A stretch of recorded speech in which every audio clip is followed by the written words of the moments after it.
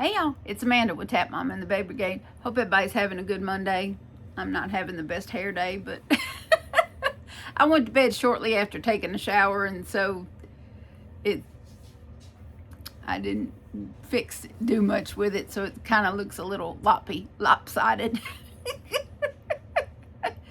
And today I've just been kind of edged out. Well, I did start the sweater for Roxy's friend, so the new sweater order, I have started on that, and I have made the determination about the bomber jacket sweater situation, so I will talk to y'all about that. And I'm gonna tell y'all a little bit about my weekend. You know, I'm saving juicy details for the channel members, because, well, earlier this year there was that whole fiasco with Coop, and talking too much about that in regular videos, and before I probably should have. And but I don't really feel like that this situation is that situation. This is a lot different than that.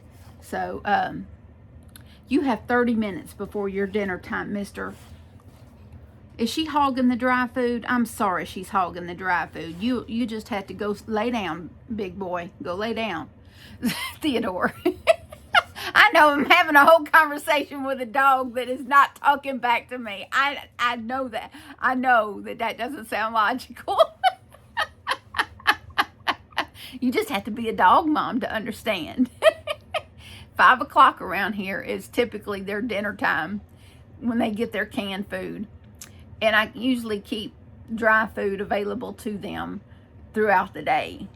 And Maggie right now has her face full on in the dry food. I can see just her back end, right where that dry food is, and she's at it. And so she's hogging it. And he wants some of it, but he won't go boot her out of it so that he can get some of it. And it's only 30 minutes before dinner time. So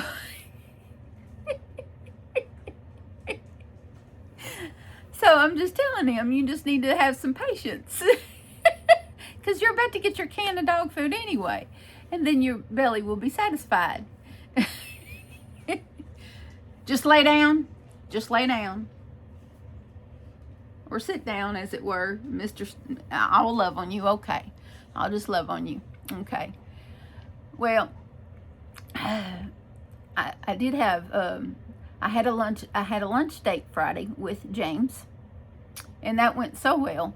And then oh well, I know everybody was worried, you know. Well, my friends circle was a little worried about me after the last time that I brought someone over here and introduced them to Maggie, and she bit them, you know. They worried, was he going to pass the Maggie test? Well, I was smart. I learned my lesson from the dog bite incident, and so I met him for lunch, and then we came back over here, and I put Maggie back first, and sat him down like like he's worked many times before, and then sat him down and brought her in here, and within a few minutes she was madly in love with him. So he passed the Maggie test with flying colors. You would have thought that I brought her a new boyfriend. Yeah. So James has very much so passed the Maggie test. Of course, Theodore was nothing to judge anybody by, because Theodore loves everybody. But James is a very much an animal lover. He has 2 adopted cats at his house named Jasper and Sebastian. They're little orange. Well, one is very much orange and white, and Jasper is very orange and white. I will get y'all some video when I go over there. And then Sebastian is more of a cinnamon, like a pale cinnamon color, and predominantly just that pale cinnamon color, and not so much the white. But Jasper is kind of, his undercarriage is like a white, and then he has that beautiful orange striping on the top, like a calico. But they're both male cats, neutered male cats, and they're kittens. They're still kittens. They're less than 6 months old, but they're big for kittens. But I've been over there too, and they're very sweet cats. And his brother lives with him, and his brother's a very nice person too. So, but yeah, the animals, my animals love James. And so Friday we spent the afternoon and the evening over here. I cooked dinner for us, and we just chilled and watched nature documentaries, and because that's something we both enjoy. And we had a lovely evening. And then Saturday, we went to R.W. Norton Art Gallery, a museum and art gallery museum. And they have like, it's huge. It's absolutely, we didn't get to go all the way through it because we were hungry and my back was hurting because it was cold. And I have the osteoarthritis and bone spurs in my spine. And so when my back started hurting, I was like, let's go. But we walked through a lot of it. And so, some areas of it that he hadn't gotten to see before because previous visits had been cut short. And so we walked through a lot of it that he hadn't gotten to see before. And we planned on going back to try to see areas that we didn't get to see this time. So we'll probably go back after the first of the year, when they have more of it opened up. And or maybe in a couple of weeks, because they said something about having some Christmas stuff going on. And so we might go do it again, because it's free to go there. So it didn't cost anything to walk through there. But they had paintings and tapestries. Oh, the tapestries. Oh my gosh. And of course you can't touch them, but being a fiber artist and seeing these tapestries, oh, I wanted to touch them because to touch them and kind of, to see how they were made. You want to see how they were made. You want to see, what went into them, but you can't, because guess what? They were from the 1600s. So you can't do that. Yeah, you can't really just touch something that's hundreds of years old. No. They have ladies standing there around to make sure that you don't touch them. But yes, they have paintings that were hundreds, if not thousands of years old. And so it was really, and I used to paint, and I've always loved art. And it was just really nice to walk through a place with someone who also appreciated such things. And we were just both, and we found that we both appreciated and liked the same stuff. And we could appreciate for what it was. And we shared a lot of the same thoughts about the same stuff. And so it was really neat. And then they had a lot of, there was some Louisiana artists there that, some Louisiana art that was there on display. And so it was really fascinating and wonderful. I don't even know how long we were there, maybe an hour and a half, something like that. And, just walking through, probably maybe closer to 2 hours. We were probably there 2 hours. Just really just walking and enjoying what we were looking at, because they have all the details of every painting on, next to the paintings and everything. And, and then they had sculptures and just on and on and on, and it was really, really wonderful. And I think that might be the first time in many years that I've been on an actual official date, the kind where they come and pick you up and you actually go somewhere that you both want to do, and something like a museum. That was a real a real date. It was really nice. It was, and then, to go from there, and then we went and ate, and it was just really nice. really refreshing, really refreshing. And he's a complete open book, you know, just, and of course he's local, you know, he's local. He just lives across the bridge in Bossier. So, you know, and has his own home and vehicle and everything, you know, and is complete an open book to me, you know, and couldn't be nicer, couldn't be more kind and considerate. I mean, even brought me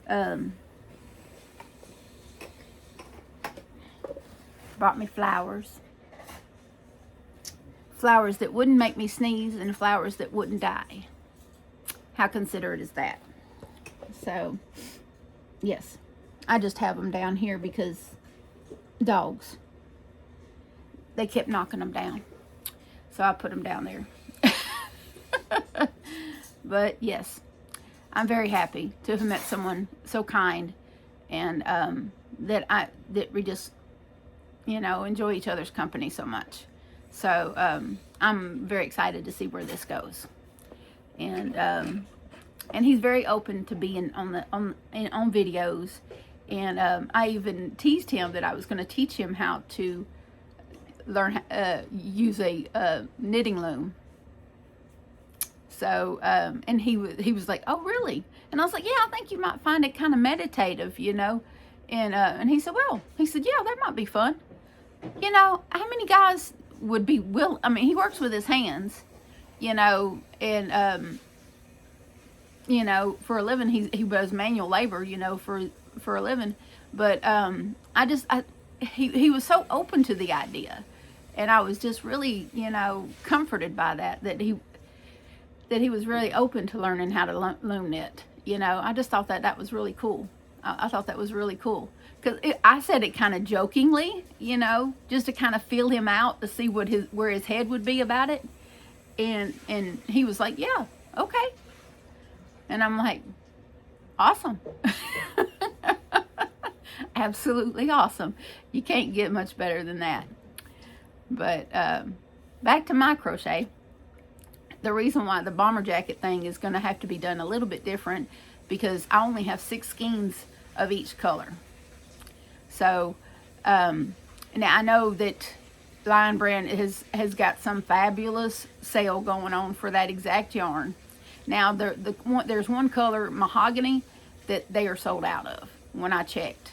But I honestly don't want to have to buy any yarn for it. I'm not trying to buy yarn right now. I got other important things to spend my money on besides yarn. My yarn stash, as y'all have seen in a couple of videos ago, is extensive. So I don't want to buy yarn right now. I want to work from my stash and be more practical about things. I got other things I need to spend my money on besides yarn. So more important things. I got Christmas now coming, and it looks like I got, you know, people to buy for. So I'm not trying to buy yarn. So while I don't have the yardage to do the holding 3 strands together method that I talked about for the bomber jacket, but I do have enough to change colors every row if I want to do that. So I do have enough for a sweater out of that yarn, for sure. A solid stitch sweater out of that yarn, I do. So I can make it, I just have to change colors every row. So I'll just have to get that effect that I was talking about a different way. So I will make that work. I will make that work. It'll just be done differently. So I'm not giving up on my idea. I'm just going to do it differently. So, you know, because I'm refusing to give in to all these Black Friday sales that are in my face every time I open my phone. So I'm refusing to give in to the Black Friday sales for yarn. I'm refusing. So, because my money needs to go other places this year. So, while don't think that I'm not going to watch the yarn haul videos of others' channels. I'm going to, because I like to see them. I don't mind watching them, but I'm not going to be participating in them because I can't afford it, for one, because I have other priorities. So I love y'all, but I have other priorities besides buying yarn, and that's that. But I did start on. Now I thought that Roxy wanted me to do this sweater in solid stitch, but it was another sweater that she was thinking about having me make in another colorway. But this one she wanted in granny stitch, so that's what we're doing. And I'm gonna go ahead and show y'all the yarns again for this one. But these are the two yarns that we're doing for this one. Now this is antique teal, and I love this yarn, of course. And this is peacock tails, and I love this yarn. So I'm going to call this sweater the peacock sweater, because I think that's what it'll be very beautiful. And so I've gotten both sides started. I got 6 rows here and 6 rows in the antique teal, and then I've started with the peacock tails here. And so I'm going to do 6 rows here, and then I'm going to do my measurement and see, that'll give me 12 rows, and then I'll see where I'm at with the measurement, because this lady's a bit more in the bust area than previous clients. So I need to my measurement from armpit to middle is going to need to be 13 inches. So therefore I'm gonna, and of course the arm, this here is going to still be probably the 9 inches that I normally do for the sleeve. I'll probably stick with my 9 inches for here, but here and here needs to be 13 inches. And so and then for the length is, I believe, if I remember correct, I'll double check, but I think she wanted 30 inches on the length, so from shoulder to end. So, which won't be difficult with the granny stitch. It won't be difficult. And I have the yarn, so I have plenty of this yarn to do that. It's not going to be a problem at all. But this is a good start. And this yarn is really easy on my hands, so this won't take me, I'll probably be done by Friday.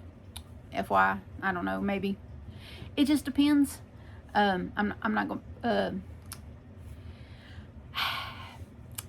James works all week, and he's off on weekends, but and so we thought maybe we might not get to see each other all week, but I'm gonna sneak over there probably Wednesday and cook dinner for him and his brother, because I don't know that I could make it till Saturday or Friday evening. So I'll probably go over there Wednesday and cook dinner and spend a little time with him and come back home. But I really, really like him, y'all. I really, really like him. And I think he's probably the kindest, most considerate gentleman I have met in quite some time. And really looks out. I mean, just the few days that we have spent together, just really looks out for my well-being. And things I mentioned, you know, he will later bring up and ask me, are you still, like, I was at his house Sunday, and I had a pain in my sciatic nerve. You know, y'all know about sciatica, right? Okay. And I just mentioned that that it was bothering me, and then later when I got home, he texted me. He's like, "How's that sciatica doing? Is it any better?" And I'm like, "Really?" I just mentioned it in passing, and that was on his mind. Am I doing any better?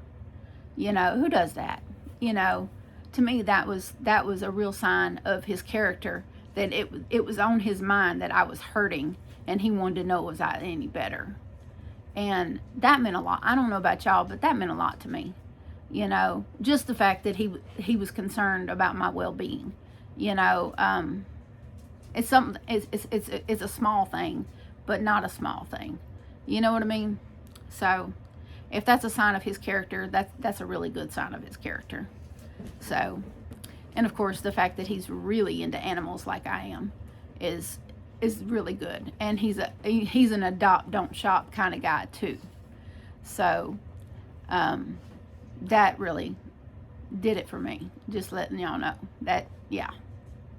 So, yeah, I'm very happy. Christmas came early to me, in my opinion, and I'm going for it. I don't care. I don't care. So, yeah, I'm happy, and hopefully, in the future, y'all will get to meet him. So, we'll see how this goes. We'll see how it goes. I'm not letting all the walls down, but I'm very happy with how this is going. So, anyway, that's what's going on in my neck of the woods. And I hope y'all are having a good Monday. It's been raining here all day and it's cold, so we stayed in today because of that. Because of course my roof leaks on my van, so I kept it tarped and stayed home today because I didn't want to drive in a leaky. I didn't want it to rain on me while I was driving. So I stayed home. But tomorrow it's supposed to be sun shining and no rain tomorrow. So we'll go get things done tomorrow. Grocery shopping and the like. And we'll go get everything done tomorrow. And it'll be fine. But anyway, I hope y'all are having a good evening. I'm going to, get off here and work on this sweater some more. And Johnny is going to make us a frozen pizza for supper. And I'll eat 2 whole pieces. Like usual, I'll eat 2 whole pieces. And that'll be my evening. Yes. But I love y'all, and so does Jesus. And please remember to adopt, don't shop. Your best friend could be waiting on you at the shelter or the rescue. And I'll see y'all again soon. Bye.